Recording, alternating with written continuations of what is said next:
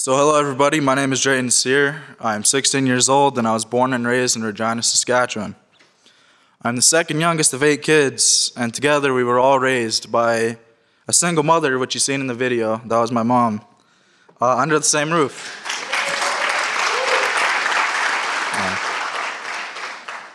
I'm a member of the Pasco First Nations, as he said, which is under Treaty 4 and is located in the Qu'Appelle Valley. To begin, I would like to talk about my family connections with the residential schools. I know some of my family members attended there, and specifically I know my kukum, or grandmother, Teresa Dubois, attended the school in LeBret. As well as, after doing some research with my mentor, Donnie McKay, the returning student list in 1950 also listed my grandfather's name, which was David Cyr. And through research, I also know of, my mom pointed out many of my relatives. She was just going down the list, and you're related to that one, they all went to school together. But to be honest, my knowledge of their experiences at this school is very limited, due to my family not being very vocal with these experiences, because they're hard to talk about. They gave me very brief details that I could basically sum up in the words cruelty and abuse. Also, my overall knowledge of residential schools in general is very limited. Even though I was taught about them in elementary and middle school, I didn't retain much of the knowledge because it's just something for me hard to think about.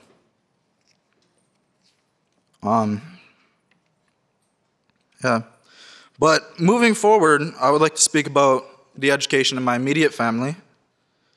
My mother has always told us that education is important. But with that being said, none of my immediate family members, my brothers and sisters, they never graduated high school.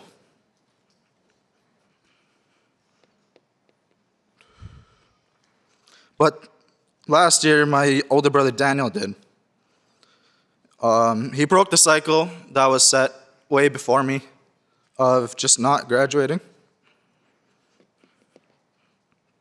And he was a role model for me. For me, however, my journey in education started at an elementary school in Regina called Albert. Although I did very good in this school, being a straight A student, and just doing very good, all teachers liked me, I ended up missing 55 days in grade 5. I was bored in school, I was being challenged, and I didn't feel like going. I saw no reason for me to be there, and I didn't go. In grade 5, my transition to MTMS, Mother Teresa Middle School, it took me out of the place that I was and set me on the path to who I'm beginning to be. They took me out of my negative environment and gave me hope and started me down the path of success. At MTMS, I was expected to receive a 90% attendance, which was a step up from missing 55 days of school. I was expected to be a scholar. I was expected to be filled with hope and look towards the future.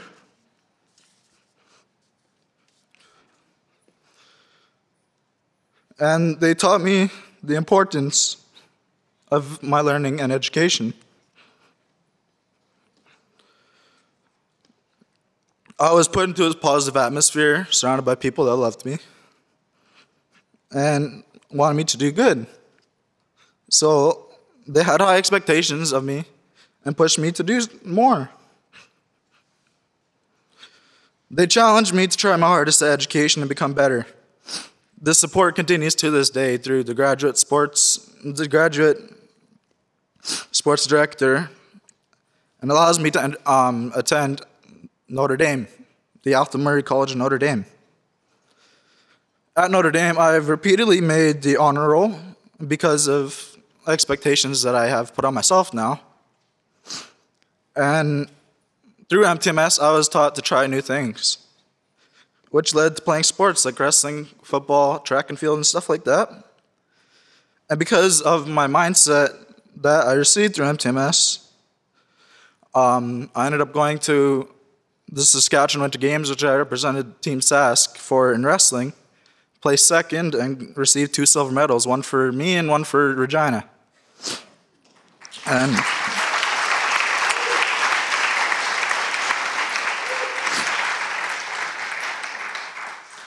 also, as Mr. Kleisinger noted, I went up to play football in Texas with my cousin Dylan, who will address you in a bit.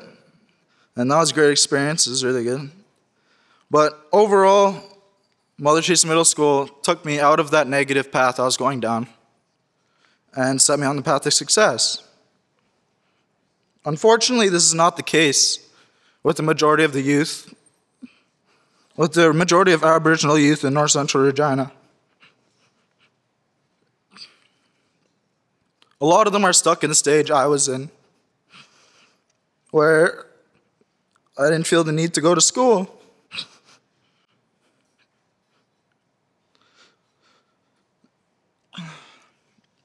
And not feeling the need to go to school ends up to you just not going. And that just leads to not completing high school. I believe that education plays a key role when it comes to development and success of our youth. And the overall effect of not going to high school on a person is ultimately fewer employment options, which is why education is so important. Lower levels of employment affects the younger generation. Because it's passed down a generation to their kids, they will be raised in a low-income house, and the younger generation will also feel the need not to go to school due to having to face too many problems in the real world. This all leads to the seemingly endless cycle of poverty, which in a lot of families is the unfortunate reality. In Saskatchewan, only 40% of our Aboriginal youth graduate on time for high school. I now know that education and a solid network is the key to breaking the cycle. Education for young Aboriginals should not be of a lower standard than any other child that age. Reserve schools should receive equal funding to education children, and I have high hopes for the future for our Aboriginal youth. Because they all have potential within them, and many Aboriginal children would embrace opportunity, but as I said, they face too many challenges in their lives. Moving forward, to ensure that young First Nations people are able to succeed, I believe they need positive role models in their lives, full involvement in the community, and higher standards when it comes to their education. Positive role models give young people goals to strive towards, someone to look towards for success, and someone that is there even when they don't succeed. The TRHC Calls to Action report is full of recommendations that would support this. The involvement in the community is essential for young Aboriginal people so that they can stay out of the negative when they are not in school. Involvement in the community gives us all something to strive towards outside of our education.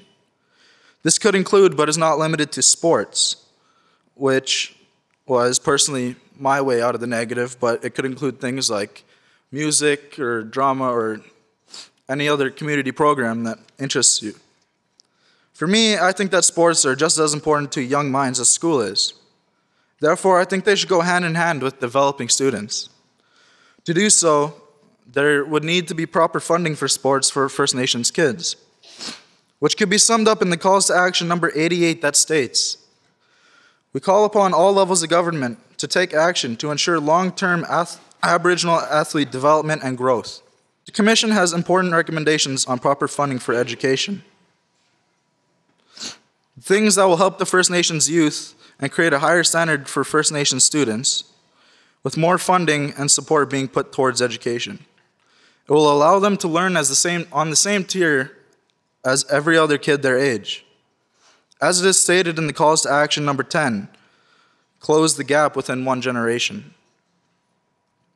It is important for First Nations students to learn more about their culture, and history of residential schools, which could all be summed up in the Call to Action number 62, which states things like make age-appropriate curriculum on residential schools and treaties that would integrate indigenous knowledge and teaching into classrooms from kindergarten to grade 12 and provide post-secondary funding for teachers to be educated in these ways.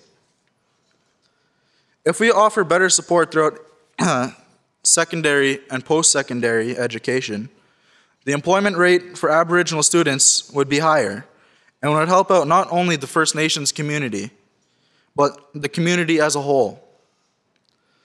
These opportunities and skills are all things that I have been given throughout my education career. It has enabled my success and could help a lot of our Aboriginal youth to find value in our education and strive to succeed. So that is why I think education is very important. Looking forward into the future, I'm filled with hope. I know I will graduate from high school and go to university. I want to set an example for my nieces and nephews, as well as the young First Nations people in my community.